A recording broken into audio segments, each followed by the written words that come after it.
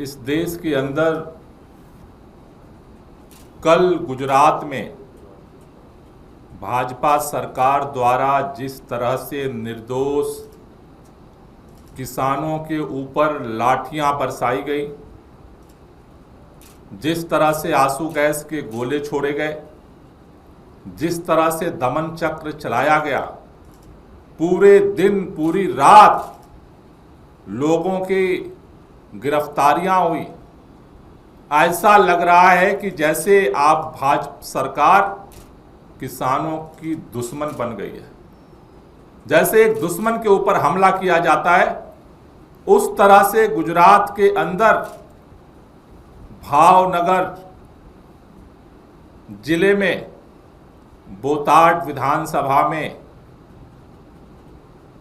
वहां पर किसानों के ऊपर जुल्म ढाया गया।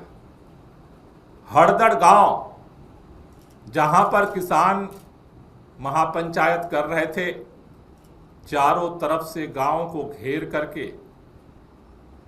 भाजपा सरकार के इशारे पर पुलिस ने दमन चक्र चलाया और अभी भी वो दमन चक्र जारी है। ये जो गुजरात के किसानों की दर्द की कहानी है, ये शुरू होती है बोताड की मंडी को लेकर के।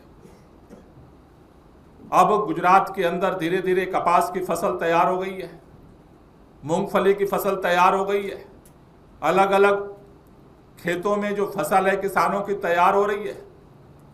किसान जब मंडियों में अपने फसल को लेकर के जाते हैं तो एक खतरनाक प्रथा मंडियों में भाजपा की सरकार और भाजपा के चेयरमैनों ने जारी कर रखा है, जिसे कड़दा प्रथा बोलते हैं।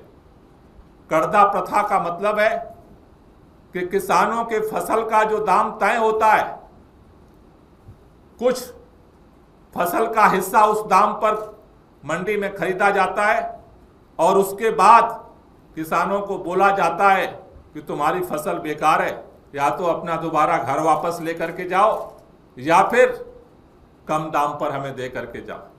किसानों को मजबूर किया जाता है कि कम दाम पर फसल बेचो और नहीं तो सारी फसल उठा करके अपने घर लेकर के जाओ। इस शोषण के खिलाफ, इस जुल्म के खिलाफ, इस अत्याचार के खिलाफ किसानों ने 10 तारीख को बोताड मंडी में अपनी आवाज बुलंद की थी। शांतिपूर्वक जो है उन्होंने अपनी आवाज बुलंद की। वहां के किसान आगवानों ने, वहां के किसान नेताओं ने उन किसानों की आवाज को मंडी समिति के सामने रखा, चेयरमैन के सामने रखा।